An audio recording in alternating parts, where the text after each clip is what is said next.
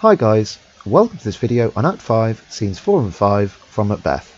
Now in these scenes we see a continuation of the war being waged against Macbeth by Malcolm and Macduff. Structurally this is similar to the previous two scenes where we see a shift from Malcolm's army to Macbeth within his castle. So scene 4 is Malcolm's army in Burnham Wood at the bottom of Dunsinane Hill. Now Malcolm gives his army the order to cut down the branches of the trees and use them as camouflage to march up Dunsinane Hill.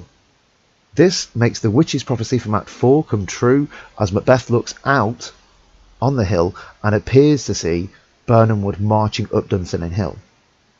Then in scene 5 we see Macbeth in his castle preparing for the siege. He talks a lot about unchecked ambition. He talks about not being able to taste fear anymore, and then just as he's kind of becoming his most manic, he receives the news of Lady Macbeth's death. Now his reaction to this death very much shows the level of degradation and corruption within Macbeth at this time. He's very indifferent and almost resigned to the fact that everything will die anyway, so what is the point in caring? But before we look at the annotation, let's have a listen to the scene. We learn no other but the confident tyrant keeps still in Dunsinane, and will endure our setting down before it. 'Tis his main hope. What wood is this before us? The wood of Burnham. Let every soldier hew him down a bough and bear it before him. Thereby shall we shadow the numbers of our host, and make discovery err in report of us. It shall be done. Advance the war. Advance! Advance! Advance! Advance! Hang out our banners on the outward walls! Okay, so there's not a great deal to say about this scene, but I do think it's important to look at some of the imagery used and how that kind of reflects on the prophecies. So when Malcolm instructs his soldiers, let every soldier hew him down a bough and bear it before him. This is him using the branches as camouflage. This is the final nail in the prophecy that Macbeth is safe until Birnam Wood marches up Dunsinane Hill. Seward then talks about Macbeth, calling him a confident tyrant who keeps still in Dunsinane. So confident tyrant, just a little nod to unchecked ambition there.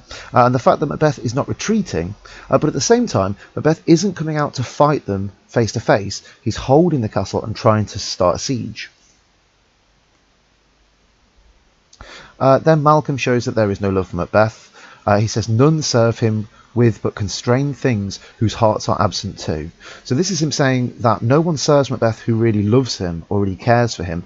They're just there because they don't really have a choice at this point. Seward then says, the time approaches that will with due decision makers know what we shall say we have and what we owe. The time approaches, he's talking about, the time of full conflict within the war, the time of revolution, the time of change, all representing a return to normality. Then that line, what we shall say we have and what we owe, that kind of refers to what they will win in the war, what they'll have, and what they will lose, what we owe. So this is a reference to the outcome of war being both good and bad. Good because they may recapture the castle, but bad because, they're going to lose some men. Very much linking with the idea as fair is foul and foul is fair when looking at the outcomes of battles. He said, but certain issues strokes must arbitrate. But certain problems strokes, as in violence, must arbitrate, must work out what the outcome is. So this is the idea that violence is needed to solve the issue, and again that refers to the cycles of violence, in particular us moving into the warlike part of the cycles of violence. Okay, so let's have a listen to scene 5. The cry is still, they come. Our castle's strength will laugh a siege to scorn. Here let them lie till famine and the ague eat them up. What's that noise? It is the cry of women, my good lord. I have almost forgot the taste of fears. The time has been my senses would have cooled to hear a night shriek, and my fell of hair would at a dismal treatise rouse and stir as life were in it. I have supped for with horrors, direness familiar to my slaughterous thoughts, cannot once start me. Wherefore was that cry? The Queen, my lord, is dead. She should have died hereafter. There would have been a time for such a word. Tomorrow. And tomorrow.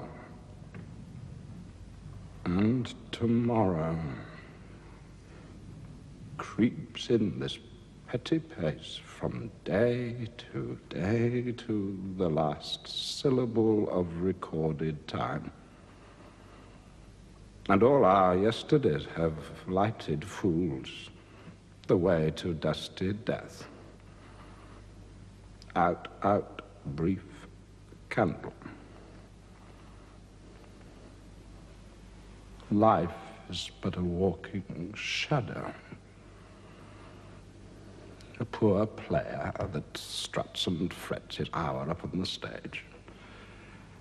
And then is heard no more. It is a tale told by an idiot, full of sound and fury, signifying nothing.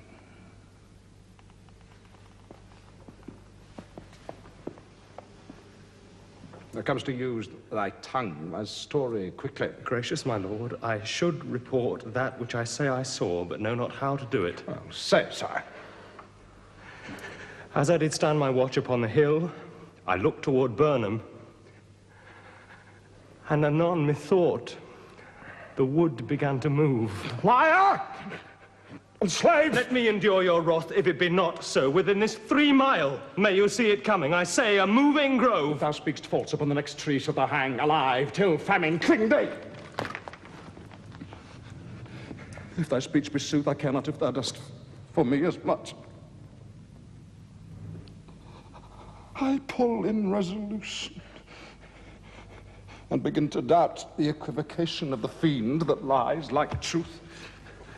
Fear not, till Birnam Wood do come to Dunsinane, and now a wood comes toward Dunsinane. Home! Home! Hold out! If this which he avouches does appear, there is no flying hence, nor tarrying here.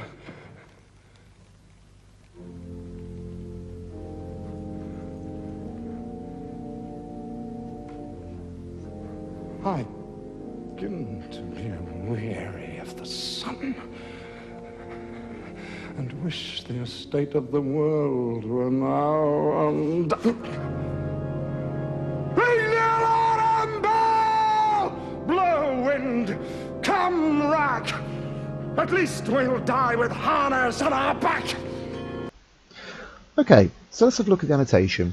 Now, within this scene, we're seeing Macbeth towards the end of the play, so we must be considering how his character has changed, and I think the main thing to consider about how his character has changed is how does Lady Macbeth react to the death of Lady Macbeth? You know, what does that show about the state of his mind? What does that show about the state of their relationship? But before we get there, we see Macbeth giving instruction to prepare for the incoming invasion. He says, "Hang out our banners on the outward walls." Within this, he uses the imperative hang. You know, this is a direct instruction. And within this, he's using bold, warlike speech to show that he's confident in their victory, but also to show, you know, how comfortable he is in this wartime. You know, Macbeth is a professional soldier. He is at his best when he's fighting. He says, "The cry is still, they come. Our castle's strength will laugh a siege to scorn."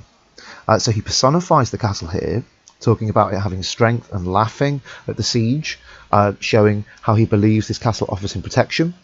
But also the image of the castle laughing a siege to scorn shows his defiance against the invading forces of Malcolm and Macduff. He talks about how the soldiers were not forced with those that should be ours. This is the other Scottish men, you know, the soldiers that are now rebelling against Macbeth. And he uses this imagery. If those soldiers weren't there, he feels we might have met them dareful, beard to beard.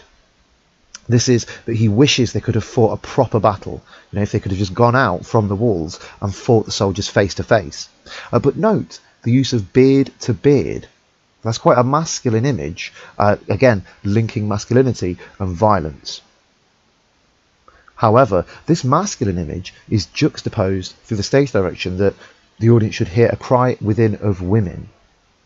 Now this is the women within the castle crying because they would be locked up in special rooms so as they wouldn't be attacked by the invading forces. And it very much juxtaposes Macbeth's masculine moment and maybe adds a certain amount of weakness to the scene, but also adds a certain amount of the reality of war. You know, Jacobean people would understand this scenario, that if you're invaded, the women should be locked up in a very safe room. Macbeth is then given the news that Lady Macbeth is dead. We then see some of Macbeth's internal conflict. You know, this is how he's feeling, and really consider how this contrasts the way that we see Macbeth feel throughout the play. You know, for all of his violence and all of his confidence in war, Macbeth is quite a scared character. You know, he refers to the witches at the beginning of the play as unfixing his hair and making his heart beat against his ribs. Think about the fear that he felt after he murdered Duncan at the fact he couldn't say amen. Think about how scared he was when he saw Banquo's ghost. We now see a complete change in Macbeth's mentality. He says, "I have almost forgot the taste of fears." At this, developing the idea of unchecked ambition. You know, Macbeth is no longer scared of anybody taking things from him because he feels so emboldened by the witch's prophecies. However, the word almost shows that there is some fear still within him, but only a small part, eliciting maybe some sympathy from the audience. He says, "The time has been my senses would have cooled to hear a night shriek, and my fell of hair would at a dismal treatise rouse and stir." So yeah, this talks about that in the past he would have felt fear, and particularly that idea, "my fell of hair would at a dismal treatise rouse and stir," links back to Act 1 Scene 3, that horrid image doth unfix my hair. You know, he uses that image to show, you know, fear. He says, "I have supped full with horrors." Now this could relate to the witches, that he has experienced so much of the supernatural, and in particular the terrifying part of the supernatural, but at the same time it could also be the murders that he's committed. You know, he sees them as horrors because they torment him and they fill him with a sense of guilt. Here's another good piece of imagery that links back to the earlier part of the play, where he says, "Diana's familiar to my slaughterous thoughts cannot once start me." So this reference to slaughterous thoughts, the idea that his mind is constantly thinking of killing, that links with "Oh, full of scorpions is my mind" from Act 3 Scene 2, and also the dagger of the mind that he sees in Act 2 Scene 1. So one thing that is consistent throughout the play is that Macbeth's mind is kind of full of killing. So Macbeth then receives the news that Lady Macbeth is dead. And we really have to look at his reaction to this news to see how much his attitude towards life has changed, and how futile he sees actually being alive. His response to it is, "She should have died hereafter." Now, hereafter is another one of those repeated words that we've seen across the play. We need to think a little bit about what hereafter represents. So hereafter could mean a time after now, but hereafter also is a word that refers to the afterlife. So by saying this, Macbeth could be saying that, you know, she should have died after today. She should have waited for Macbeth, as, you know, he understands that his death is going to be soon.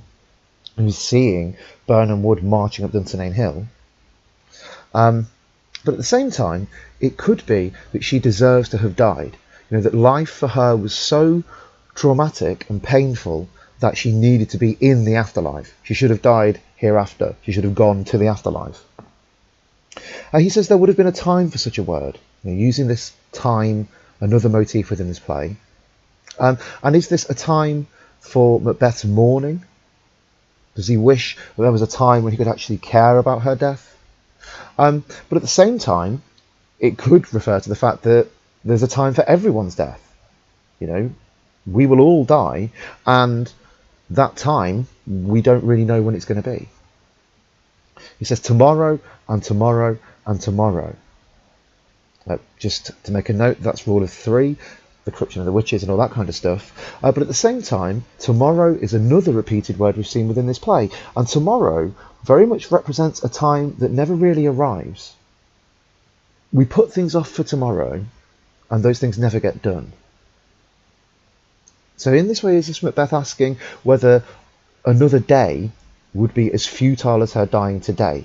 She could die tomorrow, or tomorrow, or tomorrow. It doesn't really matter, because we're all destined to die in the end.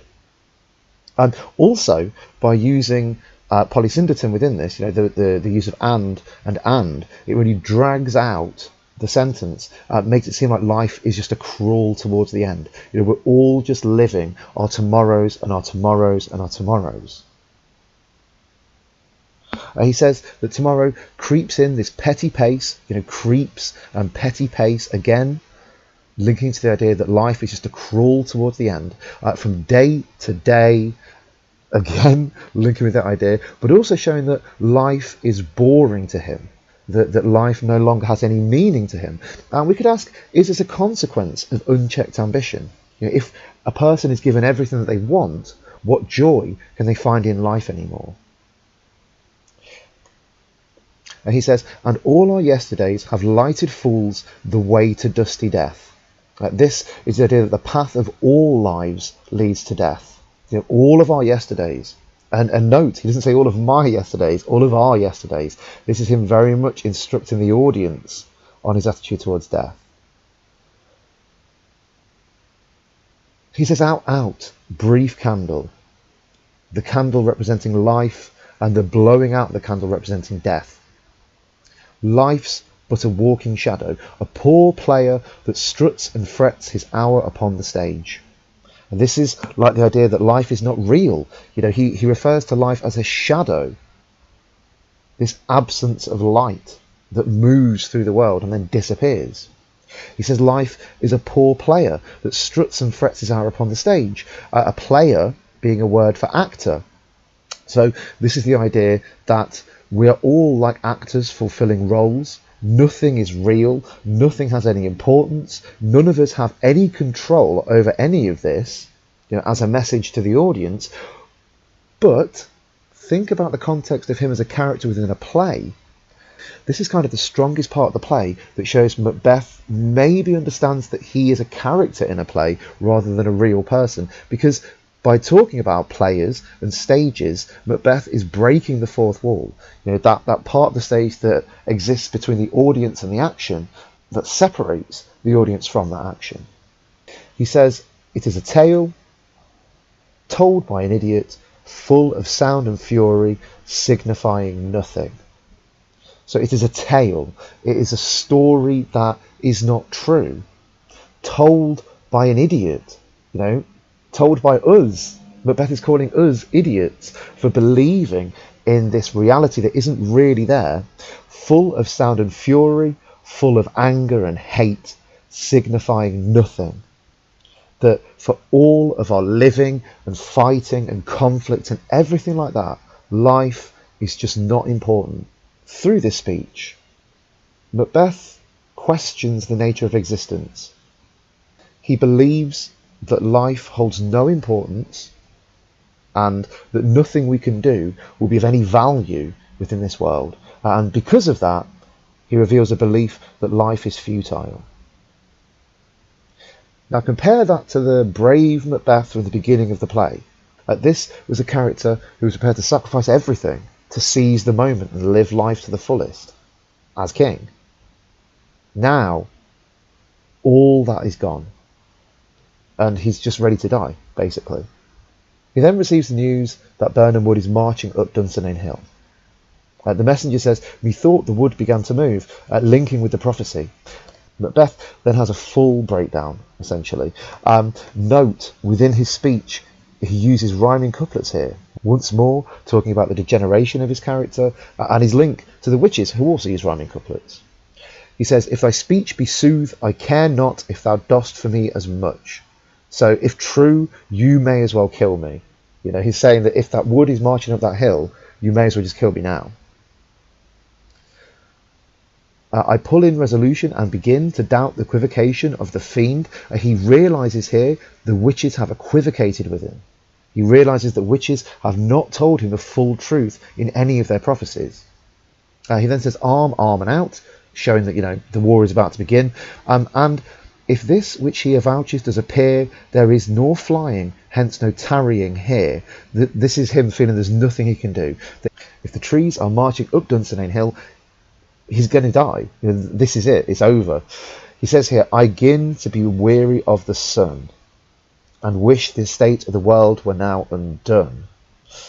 Now, this reference to the sun, once more, Shakespeare loved to use homophones. So the sun is both the light, but he begins to be wary of the light of day, but also sun is the son of Duncan, Malcolm. And wish the state of the world were now undone. This idea that he wishes the divine right of kings and the great chain of being were undone, was to go away. That's kind of the only thing that could save him now. Okay, so that's scenes 4 and 5. I hope you found that useful, and I'll speak to you again soon. Bye bye.